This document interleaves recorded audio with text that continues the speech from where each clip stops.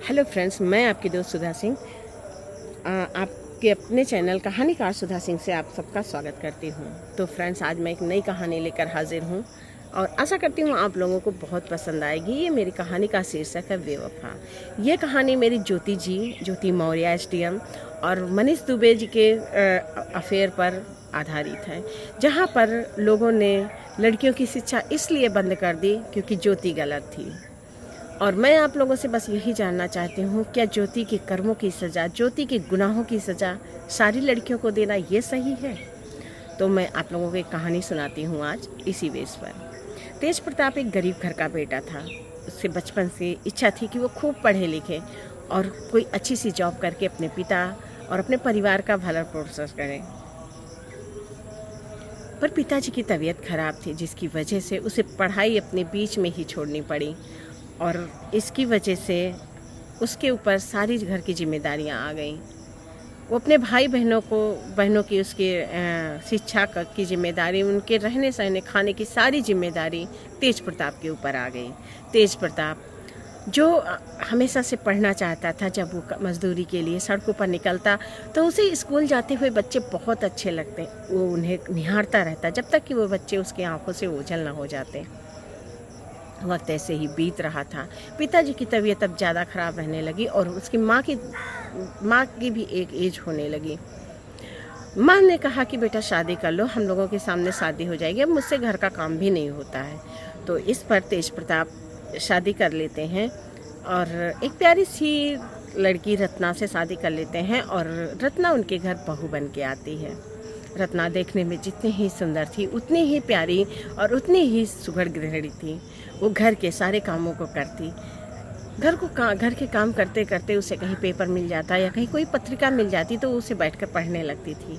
उसकी सास अक्सर कहती, तुमको क्या रहता है, क्या पढ़ाई लिखाई करते हो, तुमको तो सिर्फ घर का काम करना है, पढ़ना लिखना नहीं है, और घर के काम करके थोड़ी देर आराम कर लिया करो। लेकिन रत्ना जब भी थोड़ा सा टाइम पाती थी, बस वो कि कुछ ना कुछ बुक्स लेकर पढ़ने लगती थी। उसे पढ़ना बहुत अच्छा लगता था।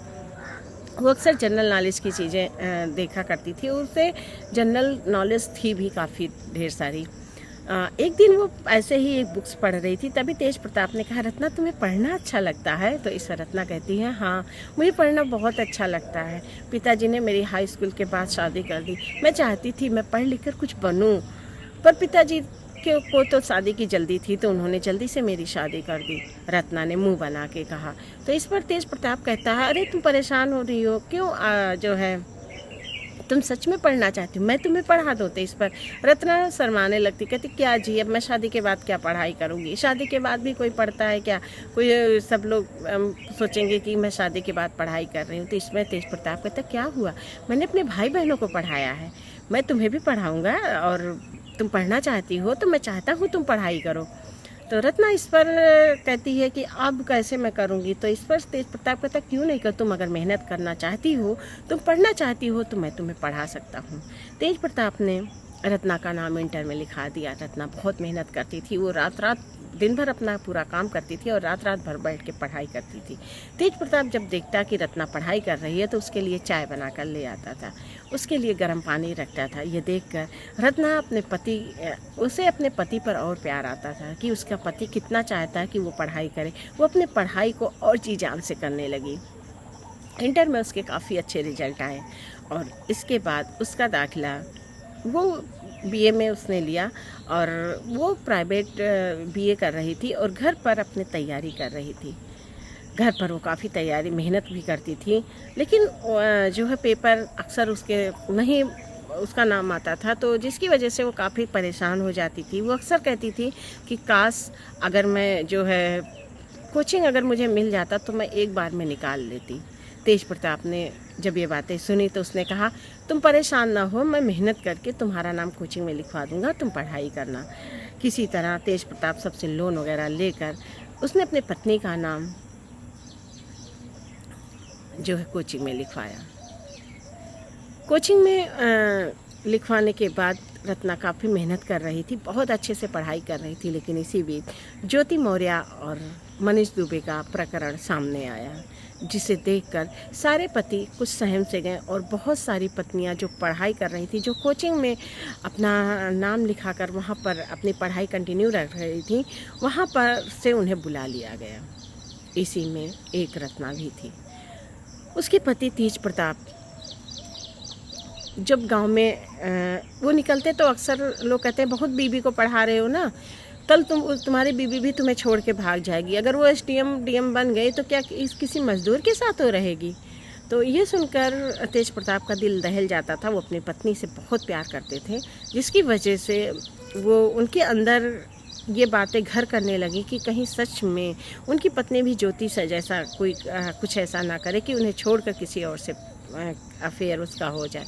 इस डर से उन्होंने रत्ना से कहा, रत्ना वापस आ जाओ, जो है देखो मैं इतना पैसा नहीं जुटा पाऊँगा और मेरे अंदर इतनी हिम्मत नहीं है तुम्हें पढ़ाने की। ठीक है, तुम घर पे जो भी पढ़ाई करती हो करती रहना, और मैं तुम्हें जो है अब नहीं पढ़ा पाऊँगा। मेरे ऊपर अभी भाई बहनों की शादी की भी जिम्मेदारी है, तुम समझो मेरी बात। और हम जितने में हैं खुश हैं, हमारी गृहस्थी सुखी से चल रही, इससे ज़्यादा हमें क्या चाहिए।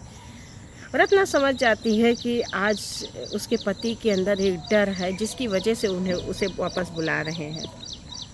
वो अपने मन में सोचती है, ज़रूरी है कि क्या सारी लड़कियां बेवफा ही हों, सारी लड़कियां औरतें बेवफाई ही करें।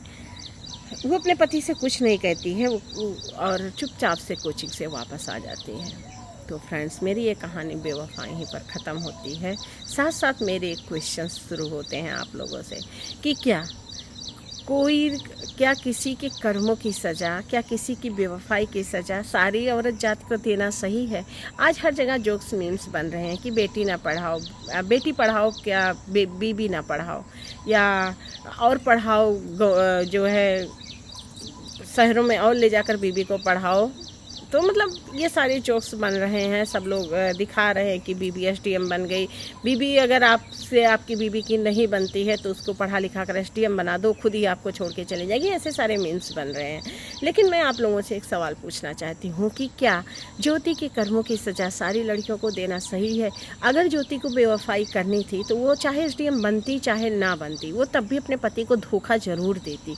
आज हमारे समाज में हम नज़र उठाकर देखते हैं, चारों तरफ हमें 10 में से एक घर ऐसा मिलता है जहाँ पर या तो पति या पत्नी बेवफाई करते हैं। तो ये तो प्रकरण आज से नहीं, सदियों से चला आ रहा है, बहुत टाइम से चल रहा है। और आप सब जानते हैं इन सब प्रकरण के बारे में कि अक्सर ऐसा होता है। तो तब ऐसे हो रहा था तो आज ये कोई नई बात नहीं हुई। तब तो सारी औरतें गलत नहीं होती थी ना।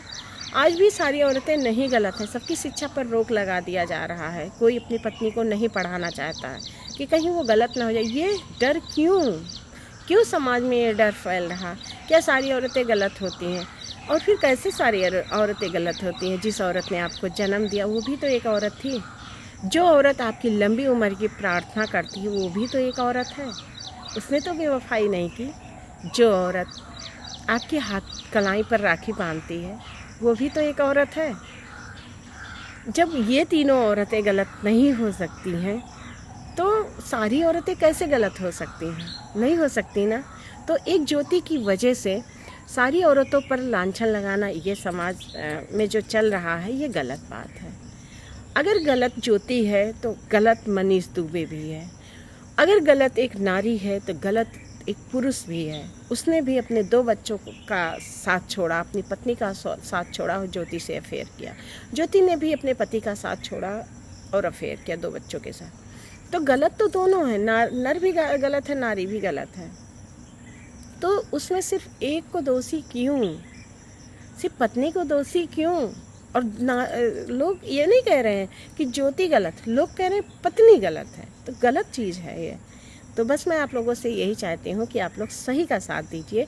और हाँ, मेरे कमेंट में ज़रूर बताइए कि क्या मैं जो पूछ रही हूँ वो सही है, और क्या मैं जो कह रही हूँ कि एक नारी के चक्कर में सारी नारियों पर गलत का आरोप मत लगाइए, वो सही है। अगर आप लोगों की नज़र में सही है कि क्या सिर्फ ज्योति की कर्मों की सज़ा, ज्योति के गुनाहों की सज़ा सारी नारियों को देना सही है, अगर सही है तो प्लीज़ कमेंट में ज़रूर बताइएगा। अगर गलत है वो भी कमेंट में ज़रूर बताइएगा। तो फिर मैं मिलती हूँ इसी के साथ आप लोगों से, तब तक के लिए बाय।